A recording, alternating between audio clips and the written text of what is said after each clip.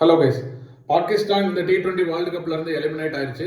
Sri Lanka already eliminate ஆனதுதான். பாகிஸ்தான் ஸ்ரீலங்கா அன்னைக்கு match நடந்துச்சு.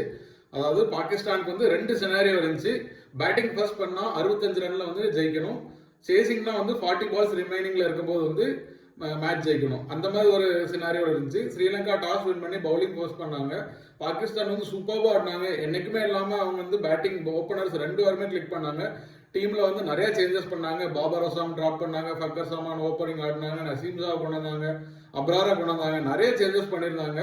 சூப்பர்வா ஆடினாங்க. 175 ரன் வரை விக்கெட்டே போல. ஸ்ரீலங்காவும் நிறைய ஹெல்ப் பண்ணாங்க. என்னமோ பாகிஸ்தானை விட்டு கொடுக்குற மாதிரியே தான் இருந்துச்சு. நிறைய கேட்ச் டிராப் பண்ணாங்க, மிஸ் ஃபீல்டிங் நிறைய இருந்துச்சு. இருந்தாலும் வந்து கிரெடிட்ஸ் கொடுக்கணும் பாகிஸ்தானுக்கு. அதுக்கப்புறம் 175க்கு அப்புறம் பாகிஸ்தான் அவங்களோட வேலையை காட்ட ஆரம்பிச்சாங்க. அப்புறம் 37 ரன் அடிச்சாங்க. அதில் 8 விக்கெட் போயிருச்சு. 212 தான் ஃபினிஷ் பண்ணாங்க. இருந்தாலும் ஸ்டில் குட் டோட்டல் தான். அவங்க வந்து 147 வந்து உள்ள ரெஸ்ட்ரிக்ட் பண்ணாதான் வந்து குவாலிஃபை ஆகிற மாதிரி இருந்துச்சு. ஒரு நல்ல பேட்டிங் பிடிச்சா இருந்துச்சு. ஸ்ரீலங்கா ஸ்டார்ட் பண்ணாங்க, எடுத்த உடனே விக்கெட் போச்சு. கொஞ்சம் பவர் பிளேல கொஞ்சம் டீசெண்டா பார்த்து ஆடினாங்க. ஸ்பின்னர்ஸ் கொஞ்சம் நல்ல பர்சேஸ் இருந்துச்சு. அப்புறம் சூப்பர்வா போட்டாரு. எப்பா மேட்ச் எல்லாம் அவங்க வந்து எப்படியோ வந்து 150 அடிச்சிட்டாங்க. எல்லாரும் என்ன நினைச்சாங்கன்னா ஸ்ரீலங்கா வந்து மேட்ச் ஜெயிக்கிறதுக்கு ஆடல, ஒரு 150 அடிக்கிறதுக்கு ஆடுற மாதிரி தான் இருந்துச்சு.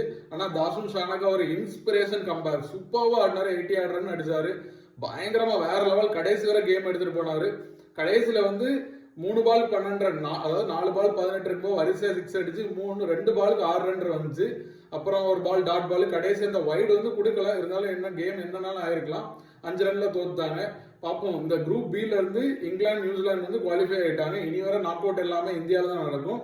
நாளைக்கு தெரிஞ்சிடும் குரூப் ஏல இருந்து இந்தியா போறாங்களா இல்லைன்னா வெஸ்ட் இண்டீஸ் போறாங்களாங்கிறது தெரிஞ்சிடும். நாளைக்கு பார்க்கலாம் எப்படி இருக்குன்னு மேட்ச்.